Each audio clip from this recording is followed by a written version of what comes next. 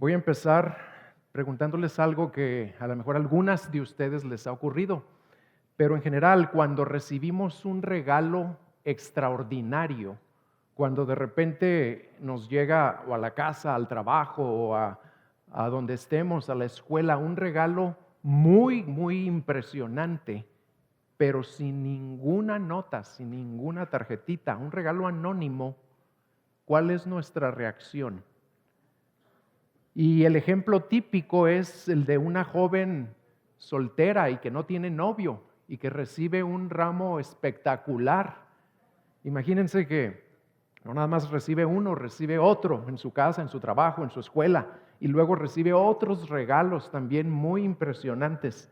Pues lo primero que viene a la mente es, ¿quién es?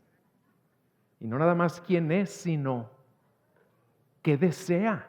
¿Cuáles son sus intenciones? ¿Por qué nos está enviando todo eso? La dama a la que le sucede eso no quiere saber de cuál jardín vienen las flores, ni cuántos días van a vivir sin marchitarse, ni cuánto costaron. No, lo que quiere es comunicación verbal, comunicación del otro ser que le envió eso. Y algo parecido sucede o debiera suceder en nuestra relación con Dios. ¿Por qué? Porque Dios nos colma de bendiciones todos los días. Nos da constantes muestras de su amor, de su bondad, de su provisión. Como dice en Lamentaciones 3:22, no lo abran, que sus misericordias jamás terminan, nunca fallan sus bondades, son nuevas cada día. Y nuestra respuesta apropiada debería ser un ferviente deseo por conocer a ese ser que nos envía todas esas bendiciones, por saber lo grandioso y lo bondadoso que es. Y a diferencia de la ilustración que les acabo de dar, nuestro Dios no es un admirador o un benefactor anónimo, pues como veremos en este mensaje, Él sí se da a conocer, sí se comunica con nosotros de una manera poderosa y suficiente para responder todas las preguntas importantes de nuestra vida. Y nuestro texto será el Salmo 19, versículos 1 al 11, y el título de este mensaje es Su palabra es suficiente. Vamos a leer Salmo 19 del 1 al 11. Los cielos proclaman la gloria de Dios y la expansión anuncia la obra de sus manos. Un día transmite el mensaje a otro día y una noche a la otra noche revela sabiduría. No hay mensaje, no hay palabras, no se oye su voz humana, a eso se refiere aquí, mas por toda la tierra salió su voz. ¿Cuál voz? La voz del mensaje que nos desea comunicar. Y hasta los confines del mundo sus palabras. En ellos puso una tienda para el sol, y como un esposo que sale de su alcoba, se regocija cual hombre fuerte al correr su carrera. De un extremo de los cielos es su salida, y su curso hasta el otro extremo de ellos, y nada hay que se esconda de su calor. La ley del Señor es perfecta, que restaura el alma. El testimonio del Señor es seguro, que hace sabio al sencillo. Los preceptos del Señor son rectos, que alegran el corazón. El mandamiento del Señor es puro, que alumbra los ojos. El temor del Señor es limpio, que permanece para siempre. Los juicios del Señor son verdaderos, todos ellos justos. Deseables más que el oro, sí, más que mucho oro fino, más dulces que la miel y que el destilar del panal. Además, tu siervo es amonestado por ellos. En guardarlos hay gran recompensa.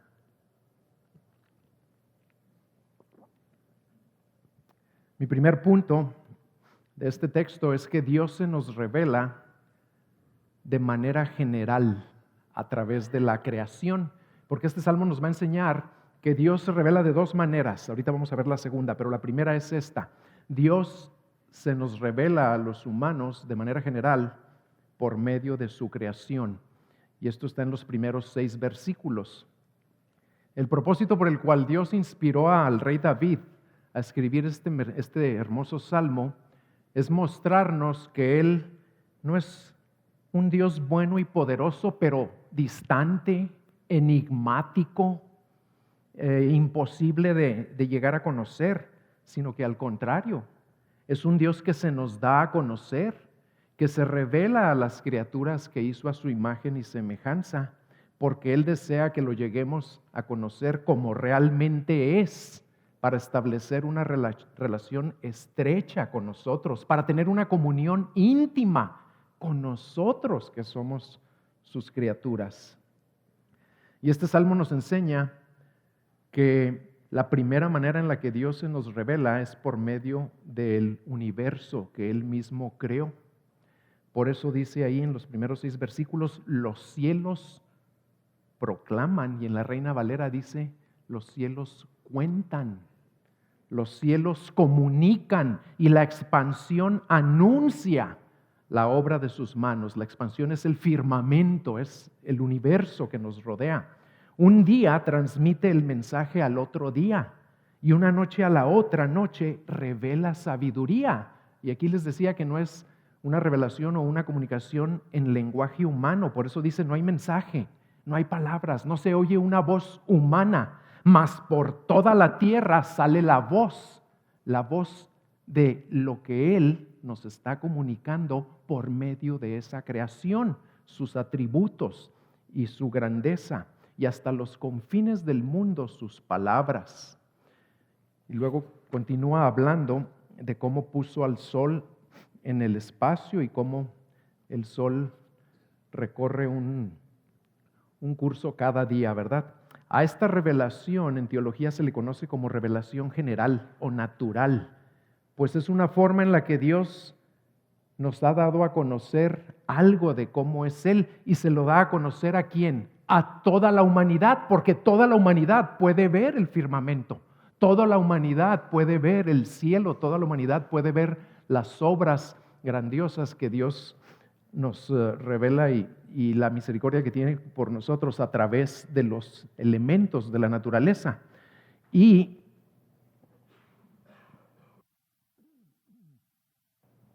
voy a estar interrumpiendo un poquito, les pido que me tengan paciencia.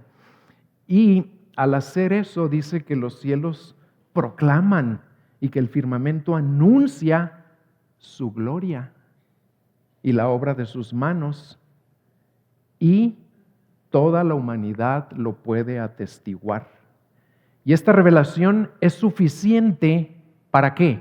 Para saber que existe un creador inteligente y nos da una clara idea de algunos de sus atributos, como su poder y su grandeza, su sabiduría.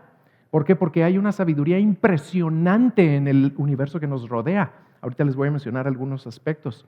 En Romanos 1, 19 y 20, Pablo afirma esto que les estoy diciendo. Dice, porque lo que se conoce acerca de Dios es evidente dentro de ellos, dentro de los seres humanos, pues Dios se lo hizo evidente, porque desde la creación del mundo, sus atributos invisibles, su eterno poder y divinidad, se han visto con toda claridad, siendo entendidos por medio de lo creado, de manera que no tienen excusa. Algunas veces se me han acercado personas muy preocupadas por alguien que conocen y que vive en un lugar donde no hay ni una buena iglesia, o personas que han visto un programa de alguna tribu en algún lugar de la tierra y que dicen, ¿pero qué va a pasar con ellos, pastor? Porque pues no se van a poder salvar porque no conocen a Dios, nunca han oído de Cristo. Pues no es cierto que no conocen a Dios, porque Dios se les da a conocer a todos. Tal vez no les ha llegado la Biblia, pero conocen perfectamente que hay un creador. Pero ese testimonio del universo natural, aunque es consistente y es claro, ¿por qué? Porque nos permite reconocer que hay un ser superior a nosotros, del cual procedemos. Sin embargo, pues la humanidad pecadora insiste en ignorar esa evidencia, ese testimonio, en tergiversarlo, en rechazarlo. Y eso los hace responsables ante Dios. Y lo dice el siguiente versículo de Romanos 1, el 21. Pues aunque conocían a Dios, no le honraron como a Dios, ni le dieron gracias, sino que se hicieron vanos en sus razonamientos, y su necio corazón fue entenebrecido. Y eso, el que su entendimiento se haga vano y se llenan de tinieblas en su mente, aún los científicos más capaces, eso los lleva a inventar, a creer, a difundir teorías ridículas y absurdas sobre el origen del universo.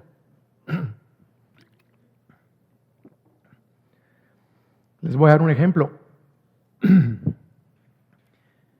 Si ellos afirman que no hay un creador inteligente, un creador personal, sino que todo es producto de la selección natural, del azar, del inmenso número de millones de años en que las cosas se fueron dando y hubo explosiones y hubo mezclas y hubo combinaciones, y con el paso del tiempo hubo tantas de esas manifestaciones en la pura naturaleza, pura materia que no tiene inteligencia, fue mezclándose y explotando y uniéndose y esparciéndose. Y de repente todo el orden y toda la belleza y toda la armonía que vemos en el universo llegó a existir. ¿Saben qué tan ridículo es creer eso? Es tan ridículo como creer que un avión, el más grande y más complejo jet que existe, un 747 o el avión más grande que se imaginen, imagínense cuántas partes, cuántos componentes se requieren y cuánta ingeniería para ensamblar y producir un avión así.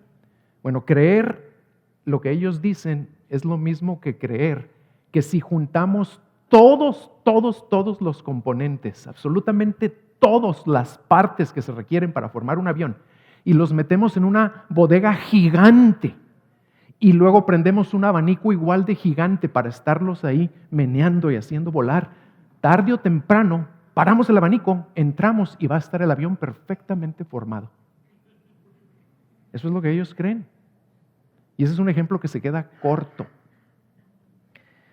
El problema con esta revelación, porque nos vamos a concentrar en la segunda revelación, el problema con esta revelación general es que aun cuando es suficiente para saber que hay un creador de todo lo que nos rodea, sin embargo no es suficiente para conocer cómo es ese creador. ¿Cuándo nos creó? ¿Para qué nos creó? ¿Qué espera de nosotros? Y para responder a todas estas preguntas fundamentales acerca de Dios y de nuestra existencia, pues necesitamos otra clase de revelación por parte de Dios, y la cual por su gracia y amor ya nos concedió. Y aquí la tenemos. Y ese es mi segundo punto. Dios se nos revela de manera especial y suficiente a través de su palabra. Y esto lo vamos a ver en los versículos 7 al 11, 7 al 9 fundamentalmente. En su infinito amor, en su infinita sabiduría y deseo de tener comunión con nosotros, pues Dios sabía que no nos podía dejar nada más así impresionados, anonadados o inventando esas tonterías que los científicos creen.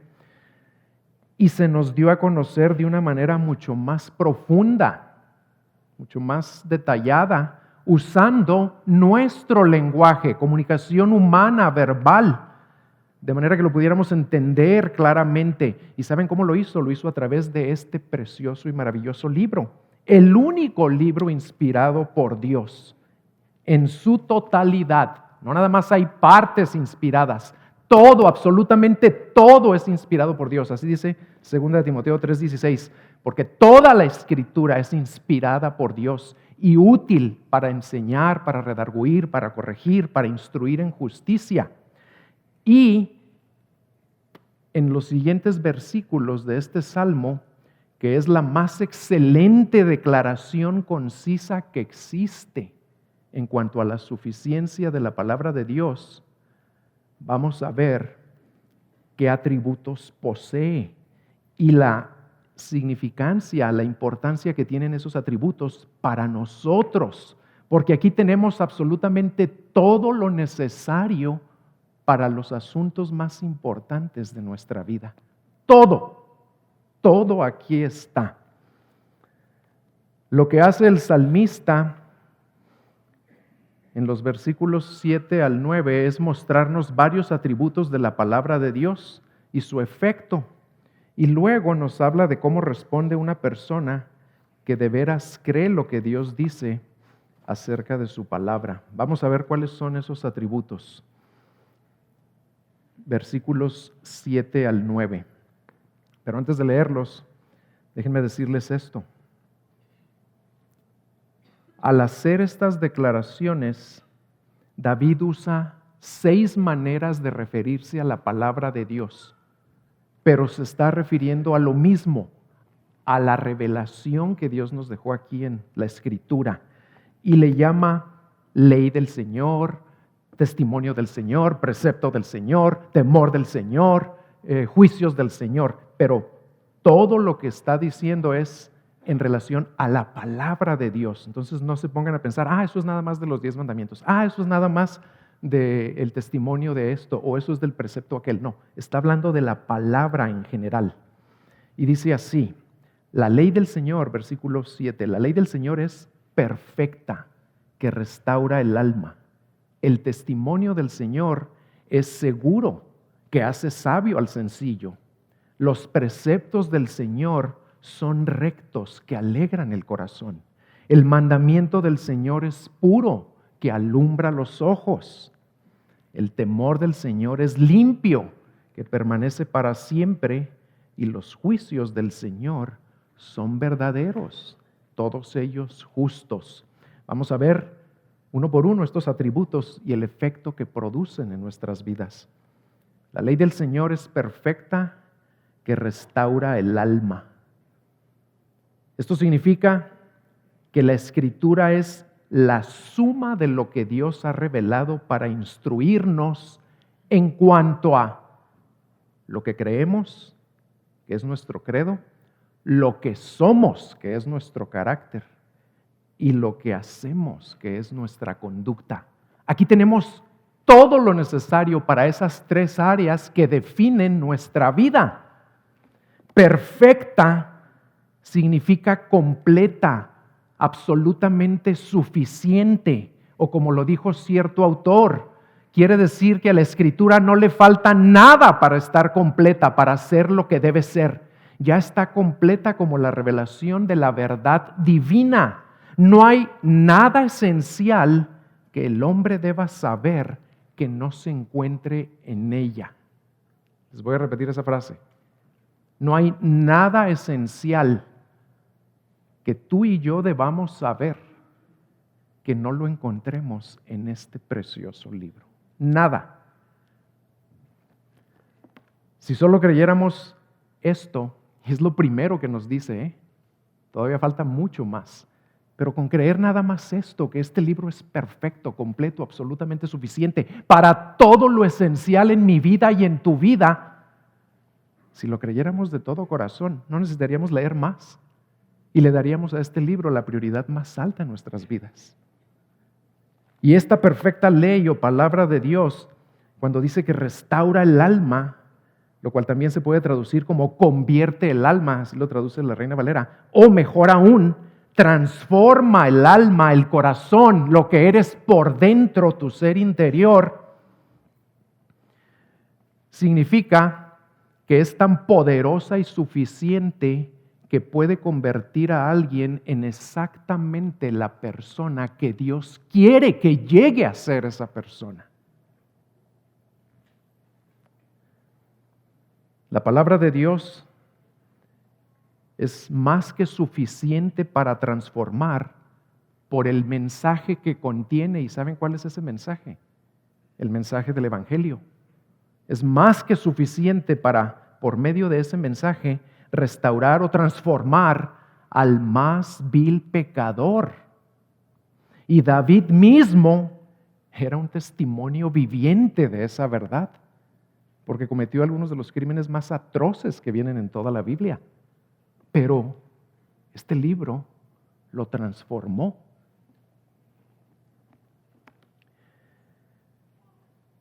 Estaba leyendo sobre una anécdota que le ocurrió a un predicador famoso de nombre Harry o Henry, no recuerdo si era Henry Ironside, de un agnóstico que se le acercó en una ocasión y lo retó a un debate. Los agnósticos son los que dicen que no son ateos, no niegan que Dios existe, pero dicen que no podemos saber. Ellos dicen, no se puede saber, no se puede conocer a Dios.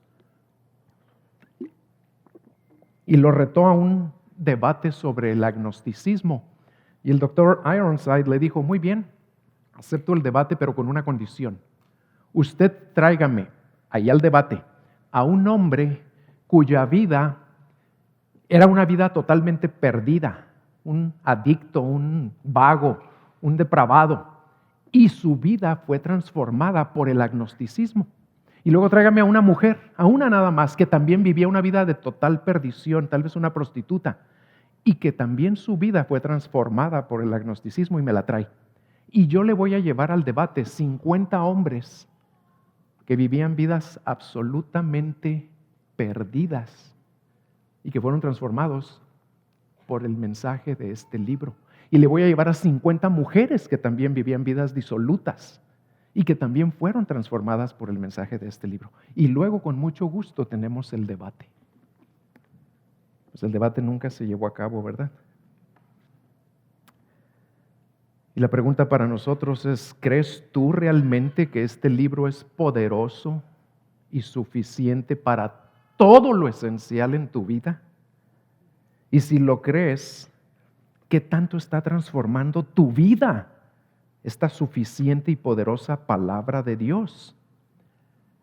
Y a los que no conocen a Cristo, a nuestros visitantes tal vez, o algunos que vienen y que todavía no han sido transformados por el poder del Evangelio, déjenme decirles que si aquí habemos algunos que por su gracia hemos sido transformados, ha sido exacta y precisamente por el poder de este libro, porque este libro es perfecto y transforma el alma, porque nos atrevimos a creer el Evangelio de Jesucristo, que es de lo que se trata toda la Biblia. ¿Y cuál es ese mensaje? Nos atrevimos a creer lo que aquí dice de nosotros, porque Él nos hizo y nos conoce mejor. ¿Y qué dice?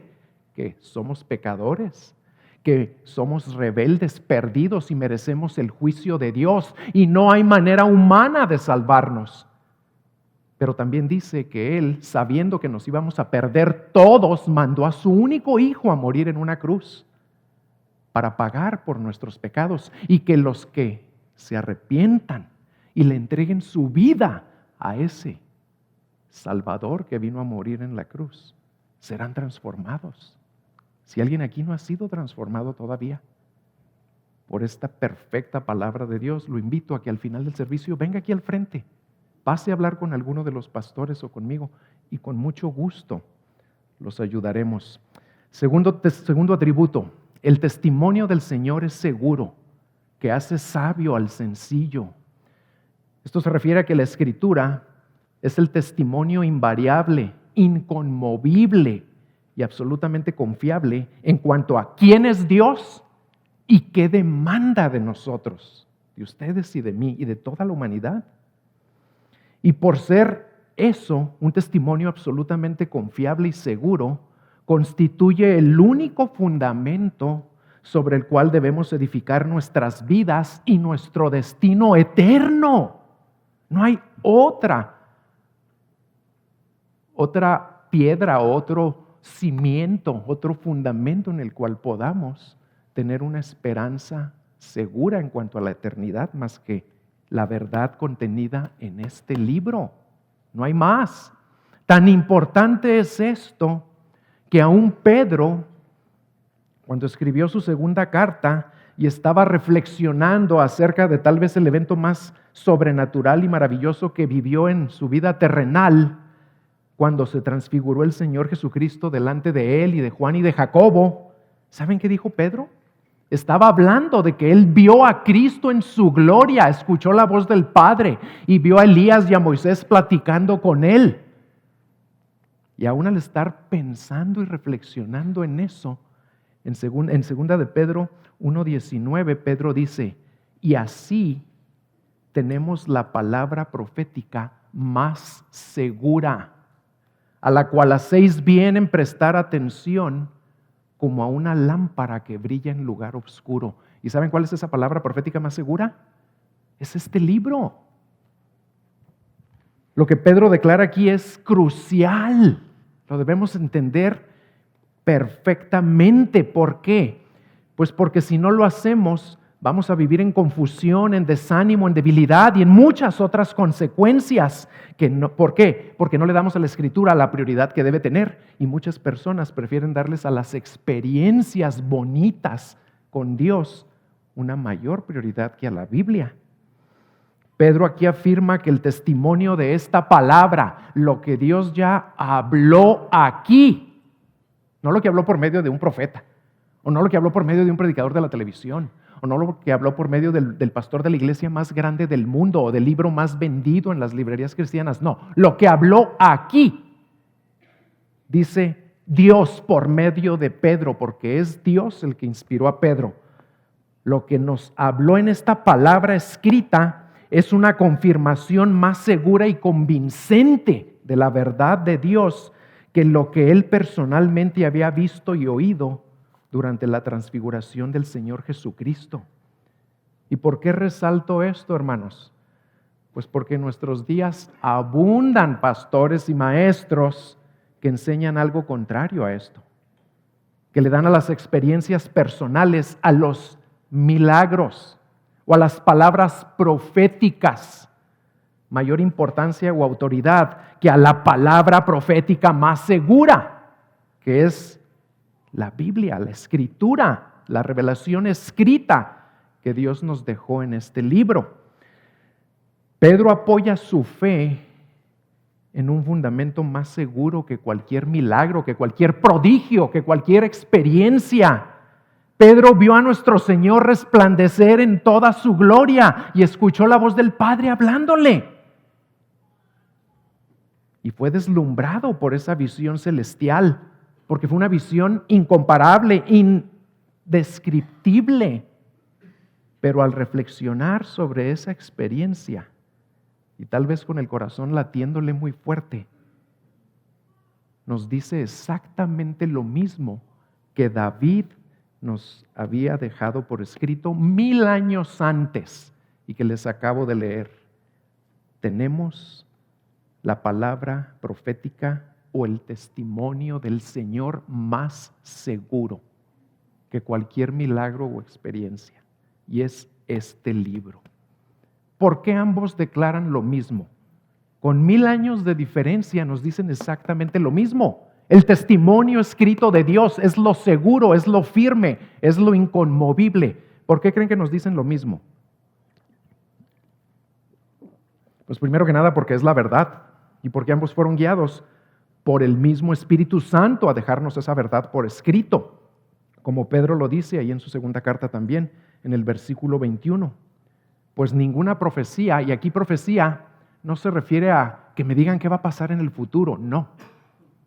Profecía se refiere a cualquier mensaje o verdad de parte de Dios. Y dice Pedro, ningún mensaje o verdad de parte de Dios fue dado jamás por un acto de voluntad humana, sino que hombres inspirados o guiados por el Espíritu Santo hablaron de parte de Dios. Por eso nos lo repite Pedro 1000 años después de David. Y eso implica que esta escritura está por encima aún de las experiencias de los principales apóstoles con su Señor. Fíjense qué tremendo. No hay nada más importante que este libro. ¿Y quién nos lo dice? El apóstol que vivió el mayor número de experiencias impresionantes con el Señor. ¿Qué nos dice? Esto es lo más seguro, no las experiencias.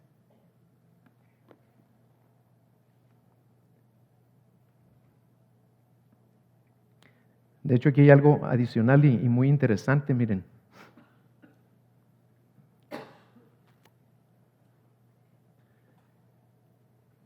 MacArthur comenta que tal vez esto que les acabo de decir y que Pedro nos recalca, que tal vez esa sea la razón por la cual el Señor no le permitió a los discípulos que iban caminando con Él en el camino de Emaús que lo reconocieran. ¿Y qué hizo el Señor antes de que lo reconocieran? Los escuchó y luego les explicó lo referente a Él, al Señor. ¿En dónde?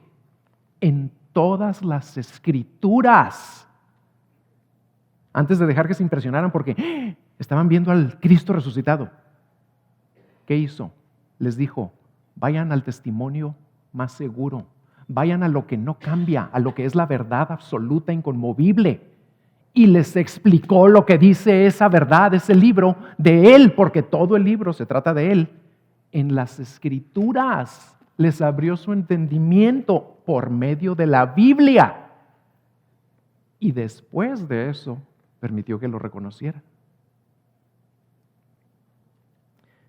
¿Por qué hizo eso el Señor? Pues porque quería que su fe y que su predicación estuvieran fundamentadas en la palabra de Dios, que es el testimonio del Señor, y no en sus experiencias, por más conmovedoras que hayan sido.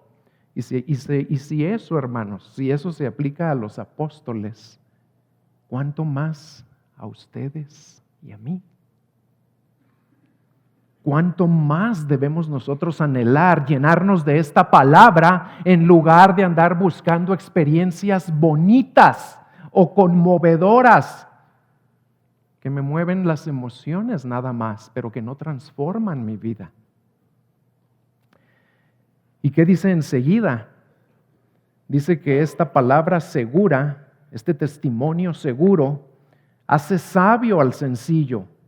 El sencillo es el simple, el ingenuo, el ignorante que no sabe distinguir la verdad de la mentira.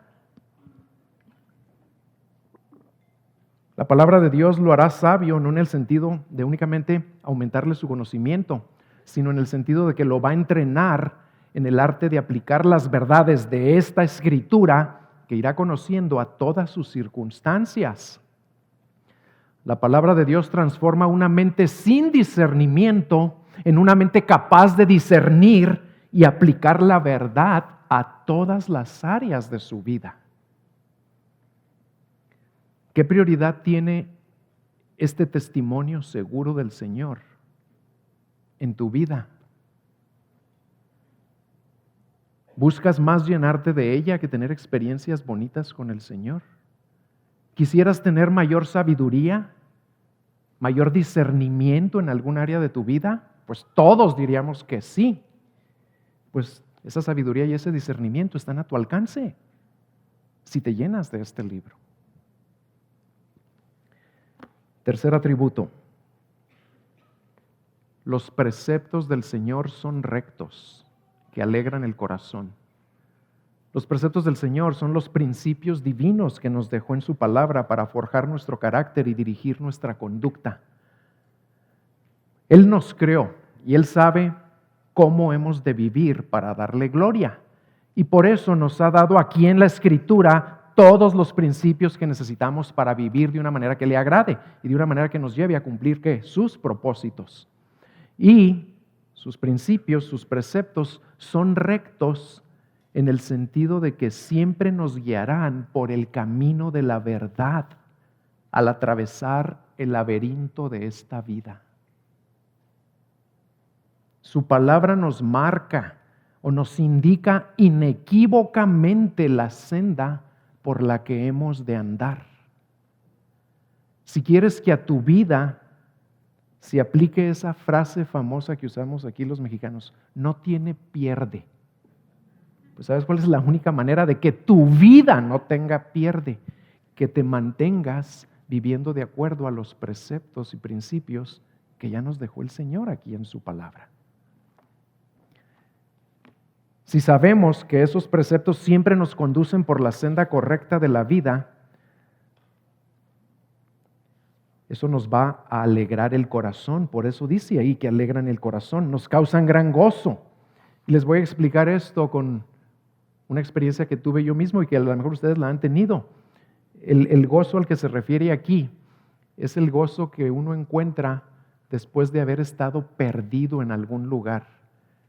¿Cómo se siente uno cuando sabes que perdiste el rumbo totalmente, que estás en un lugar extraño, desconocido, tal vez hasta peligroso, o que ni siquiera sabes qué tanto peligro puede haber? pues nos llenamos de temor, de ansiedad, de angustia, de zozobra. Y cuando batallando ahí, nos muestran el camino que nos va a sacar de estar perdidos y nos va a llevar a donde tenemos que ir. Aún antes de llegar, ya se llena de alegría y de gozo el corazón. ¿Por qué? Pues porque ya sé que si nomás me mantengo por donde me dijeron que es el camino correcto, voy a llegar. Y a eso se refiere. Si vivimos de acuerdo a estos principios en todas las áreas de la vida, vas a mantenerte con gozo. Ya hemos hablado del gozo varias semanas. ¿Por qué? Pues porque sabemos que vamos por donde Dios nos dice que debemos ir y nos va a conducir hacia Él este camino. Yo me perdí en París hace como 20 años ya, la única vez que Dios me ha conseguido ir. Y tengo muy buen sentido de orientación. Ni en el bosque me he perdido nunca, en la montaña, pero en París me perdí.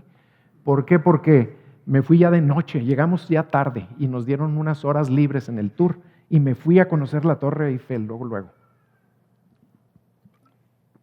Y como me encanta caminar, pues me fui a pie y estaba como a 2 kilómetros, bien lejos. 2 o 3 kilómetros y ahí voy caminando. Y yo dije, pues voy y vengo, ¿verdad? Nunca me he perdido. Y llegué y subí, tomé fotos, bajé, y anduve y ya era noche. Y como a las 11 de la noche dije, ya me voy a ir al hotel. Y ahí voy. Y avanzo. Tenía 2 horas, 3 horas ahí en París. Y nada. Y me regreso a la Torre Eiffel y agarro otro camino. Y sigo por una calle también. Y luego la gente no entendía inglés ni español a los que les preguntaba. Y yo no hablo francés. Y nada. Y ahí regreso a la Torre Eiffel otra vez. Y me empezó a dar preocupación la segunda vez que ya me tuve que regresar. Y me puse a orar, Señor, ayúdame, o a que me entiendan, que mi inglés se vuelva francés para ellos. O tú guíame, le dije, tú guíame como tú quieras, pero llévame. Y hasta la tercera ya empecé a irme con más calma y tratando, si hablan inglés y español, se le entiende a mucho del francés. Leyéndolo, ¿verdad? Escucharlo es muy difícil, pero leyéndolo se lo entiende. Y traté de ir viendo las calles de las que me acordaba y llegué como a la 1 de la mañana al hotel.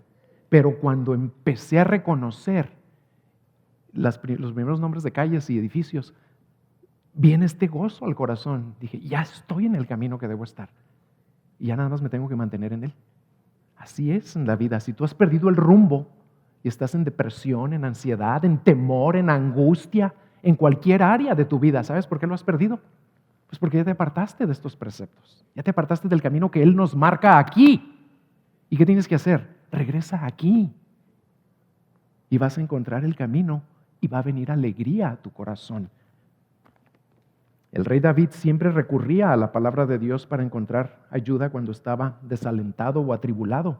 ¿Por qué? Porque él creía de todo corazón lo que Dios había hablado por medio de otro salmista. En el Salmo 119:50. Este es mi consuelo en la aflicción, dice ahí, que tu palabra me ha vivificado. ¿Imitas tú a David? ¿O a quién recurres tú para encontrar ayuda cuando estás perdido o desorientado o en aflicción o en angustia? Porque además de vivificarnos y alentarnos y mantenernos en el camino correcto, otra razón por la que los preceptos de la Escritura nos generan gozo, ¿saben cuál es? Porque nos ayudan a vivir conscientes de la presencia de Dios en nuestra vida. Y eso David mismo lo afirma en otro salmo, el Salmo 16:11. Y vean una vez más la conexión entre el camino, los preceptos, el rumbo de Dios y alegría en el corazón. Vean cómo dice el Salmo 16:11. Me darás a conocer la senda de la vida. ¿Cómo? Pues por medio de su palabra, de sus principios, ¿verdad? En tu presencia, porque al estar en la senda de la vida, estoy en su presencia, vivo en su presencia, camino en su presencia, existo en su presencia. Y en su presencia hay plenitud de gozo. En tu diestra deleites para siempre. Pero todo brota de estar en la senda de la vida que nos marca este libro.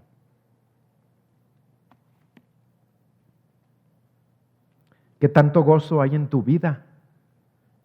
Si brilla por su ausencia, no voy a decir tal vez, si brilla por su ausencia es porque has perdido el rumbo y te has desviado de la senda de la vida, porque si estuvieras en la senda de la vida, habría deleites y habría gozo en tu vida. Responde al llamado de Dios. Responde a lo que Dios te dice en Isaías 55:7. Si te has apartado de la senda de la vida, ahí Dios te dice: deje el impío su camino y el hombre inicuo su iniquidad, y vuélvase al Señor, que tendrá de él misericordia y será amplio en perdonar. Regresa a este camino. Y si no lo conoces, abre la Biblia para que lo conozcas, o acércate a alguien para que con gusto te lo expliquemos. Número 4.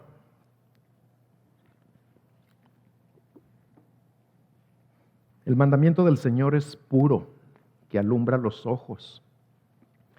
Este atributo nos enseña que la palabra del Señor no es opcional, es mandamiento. La Biblia no es un libro de sugerencias para el buen vivir. Sus mandamientos son mandatos divinos, respaldados por la autoridad de Dios. ¿Y saben qué significa eso? Que desobedecer este libro es desobedecer a Dios. No creer este libro es no creerle a Dios. Rechazar este libro es rechazar a Dios. Eso significa que tiene la autoridad de Dios. Y aquellos que lo tomen a la ligera se exponen a un peligro eterno, mientras que aquellos que lo toman en serio encontrarán bendición eterna. Y el mandamiento del Señor es puro, son puros, y significa que son claros, no confusos, no enigmáticos. Es cierto que en la Escritura hay algunas cosas difíciles de entender, pero también es cierto que en general el contenido de la Biblia en su conjunto es claro. Hasta un niño que sabe leer lo puede entender. Y por ser clara la palabra de Dios, nos alumbra, nos trae luz, nos da entendimiento a donde había ignorancia, trae orden a donde había confusión y trae claridad a donde había oscuridad. Y sobre todo cuando esa oscuridad es espiritual y moral. El texto clásico que resalta este atributo es el Salmo 119:105. Lámpara es a mis pies tu palabra y lumbrera a mi camino, o luz para mi camino.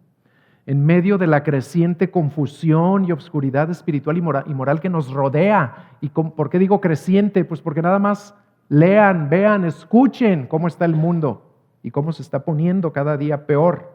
Y en medio de esa terrible obscuridad espiritual y moral, a ustedes y a mí, hermanos, si creemos y vivimos de acuerdo a este libro, nos debe causar gran gozo y aliento saber que porque Dios lo dice, aquí tenemos un mapa infalible. Aquí tenemos un mapa que siempre nos mostrará la senda en la que hemos de andar y una lámpara que nunca se va a apagar y nos permitirá ver claramente el camino a seguir, aun cuando el mundo que nos rodea esté cada vez más envuelto en tinieblas. ¿Qué tan claro estás viendo tú y avanzando por el camino que el Señor ya marcó para tu vida? Número 5. El temor del Señor es limpio, que permanece para siempre. Y aquí David usa la frase el temor del Señor como sinónimo. Recuerden que está hablando de la palabra de Dios. Y nos está diciendo que es limpio, aunque el temor del Señor, ¿a qué se refiere? Pues se refiere al asombro y a la reverencia por Dios que nos mueve a adorarlo y que solo la palabra de Dios puede producir. Y nos dice que es limpio. ¿Por qué? Porque la palabra es limpia, porque no hay en ella ninguna impureza, ninguna contaminación o mancha.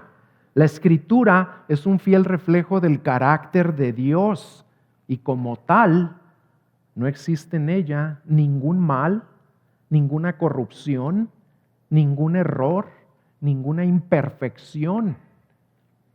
En Gracia Soberana nosotros creemos en la inerrancia de la Escritura. ¿Y saben qué quiere decir la palabra inerrancia?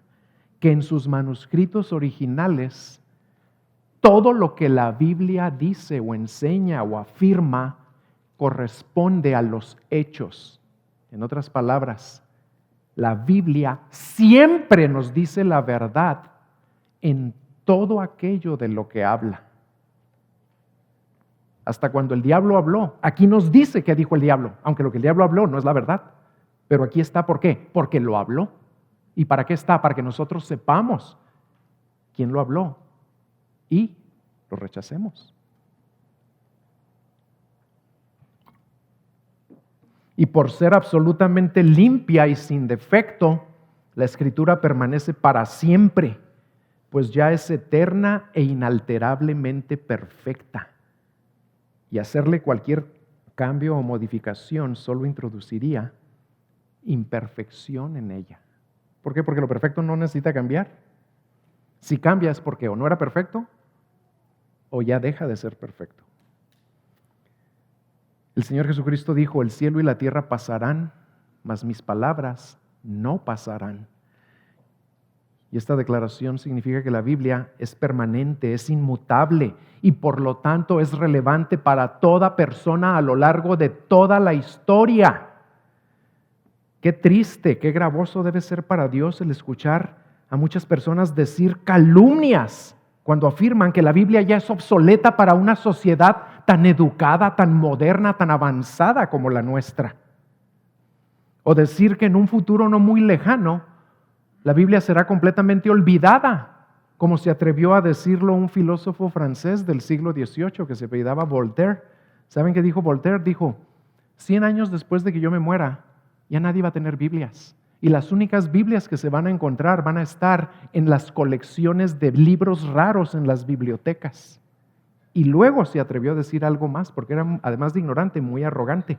Se atrevió a decir: y los libros que van a estar en todos los hogares de Francia van a ser mis libros. ¿Saben qué pasó? 50 años después, la casa en la que él vivía y donde dijo eso, la compró la Sociedad Bíblica de Ginebra y la convirtió en una casa publicadora de Biblias. Lo cierto es que este libro es eterno porque fue inspirado por el omnisciente Espíritu de Dios, quien es infinitamente más sofisticado que cualquier insensato que se atreve a juzgar su relevancia actual, y es infinitamente más sabio que los más grandes filósofos y científicos que la contradicen y cuyas ideas terminan o en el olvido o en la irrelevancia. Y por ser la revelación poderosa y suficiente del Dios vivo y verdadero, este libro es relevante para todas las culturas, de todos los tiempos. ¿Qué tan relevante es para ti ahorita? Cada día de la semana, no nada más los domingos. Número 6. Los juicios del Señor son verdaderos, todos ellos justos. El último atributo que menciona el salmista se refiere a los veredictos divinos que dictará el juez supremo de todo el universo. La Biblia es el estándar o criterio que Dios usará para juzgar la vida y el destino eterno de toda persona que ha existido sobre la faz de la tierra. Y a diferencia de lo que predomina en nuestro país y en la mayoría de los países del mundo, todos los juicios de Dios son justos, pues todo lo que su palabra enseña, declara y promueve es justo, como Él mismo lo afirma en el Salmo 119. Vamos a ver 3 versículos ahí. Salmo 119, versículos 137 y 138. Justo eres tú, Señor, y rectos tus juicios. Has ordenado tus testimonios con justicia y con suma fidelidad. El versículo 142. Tu justicia es justicia eterna y tu ley la verdad.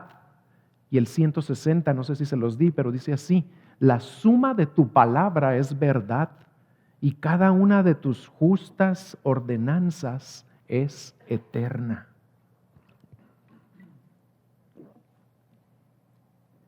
Hay una canción que tocan en K-Love y que me gusta mucho porque habla del fin de los tiempos y de lo glorioso que va a ser para nosotros los que somos de Cristo.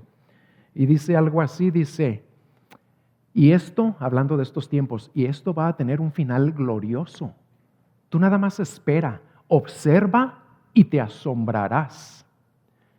Y luego dice: y solo tienes que creer que la historia todavía no se acaba. Y aférrate a las promesas de Dios, porque será maravilloso. ¿Y cuáles son esas promesas? Ya vimos una de ellas la semana pasada. El Señor viene a juzgar la tierra ¿cómo? Con justicia. ¿Por qué? Porque todos sus juicios son justos.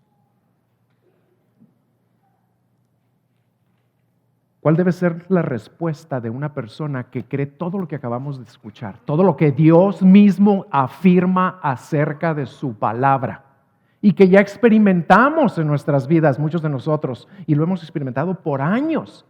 El poder y la sabiduría y la capacidad de transformarnos. Todavía tenemos necesidad de seguir siendo transformadas. Esa no termina, pero estamos viendo cómo nos sigue transformando. Alguien que cree todo lo que nos acaba de declarar aquí Dios, ¿cómo responde? Vamos a verlo. Y al verlo, recuerden esto: si Dios nos está mostrando lo maravillosa que es su palabra, no es para que digamos, qué interesante, o solo para aumentar nuestro conocimiento bíblico. Si tú eres un verdadero discípulo de Jesucristo, porque con tristeza lo digo, hermanos, aquí hay muchos que no lo son y que viven satisfechos no con el nivel de madurez que han alcanzado, sino con el nivel de inmadurez en el que se han estancado.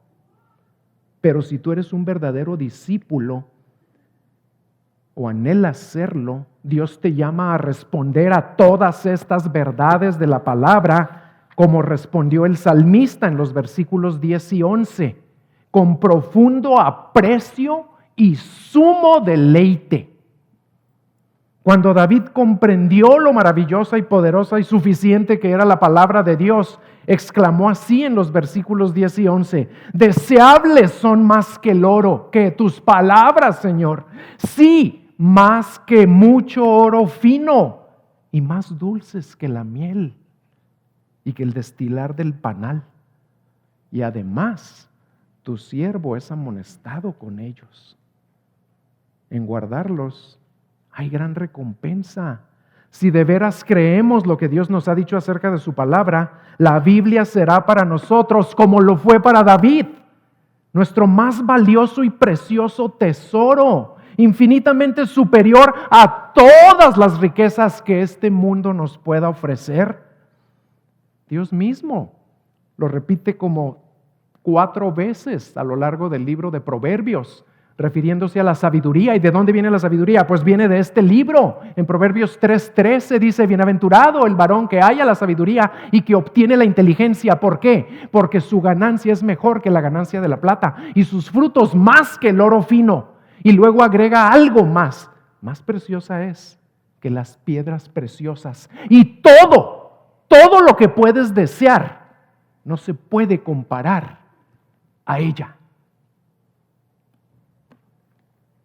Y sus palabras también serán, si lo creemos, también será nuestro más grande y dulce deleite. El tesoro más preciado y el más dulce deleite. ¿Por qué? Pues porque nada en esta vida puede satisfacer nuestras almas como este libro, que nos amonesta, que nos advierte, y al hacerlo nos ayuda a resistir el pecado y las tentaciones, y también nos motiva, porque ¿saben qué nos dice? Habrá gran recompensa, Habrá un final glorioso, como dice esa canción, si nos mantenemos en el camino que aquí nos marca. Para terminar, hermanos, Dios nos está revelando y recordando todo esto acerca de su palabra, porque espera que le creamos y que respondamos haciendo lo que sea necesario para apreciar más su palabra, amar más su palabra, llenarnos más de su palabra y vivir más de acuerdo a su palabra. Así que los exhorto, como decía Carlos ahorita, a que este año que apenas comienza, no han pasado ni 2 semanas, la lean más, la mediten más, la memoricen más, la apliquen más y la compartan más con todos los que están ahí afuera perdidos y que ni cuenta se dan de lo perdido que están. Háganlo más que en cualquier otro año pasado de su vida y háganlo por amor al que murió y nos dejó aquí el mensaje de lo que esa muerte significa. Al que nos creó, al que nos redimió a varios de nosotros ya. Háganlo por amor a Él. Ahorita le aplaudimos a los que terminaron la Biblia en un año, que fueron 15, pero ¿saben qué me dijo Zuli? ¿Cuántos empezaron pidiendo las tarjetas? Como 250. Y terminaron nada más 15 y gloria a Dios por esos 15. ¿Pero por qué no terminamos todos?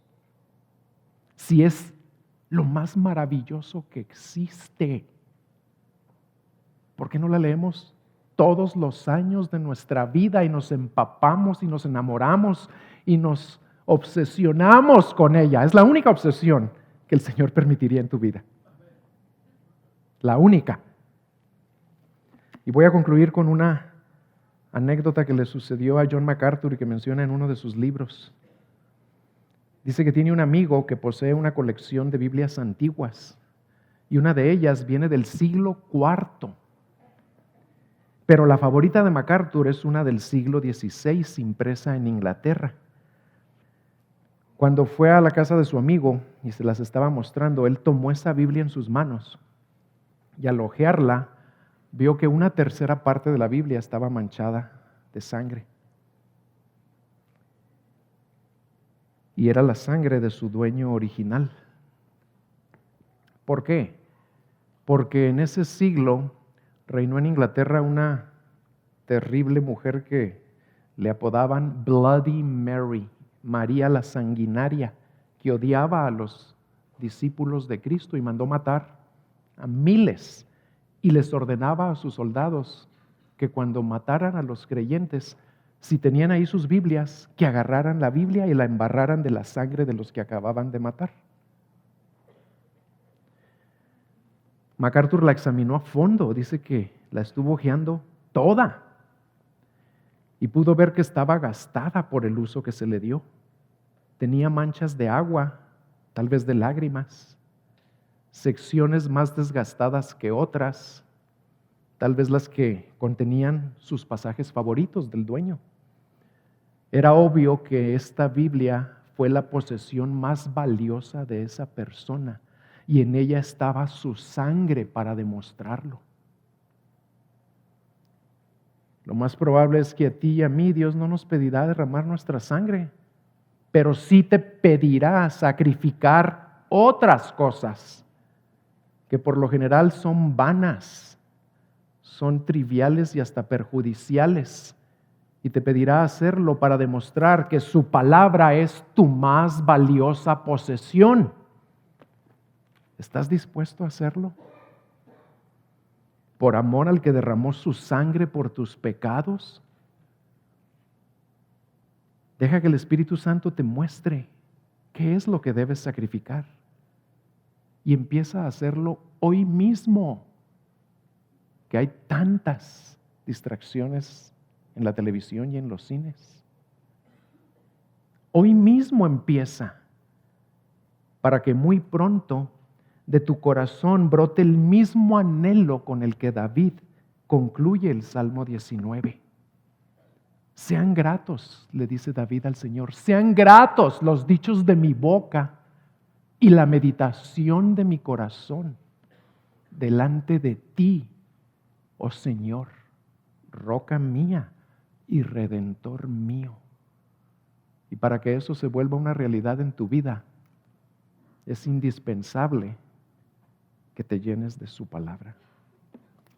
Vamos a ponernos de pie y a orar.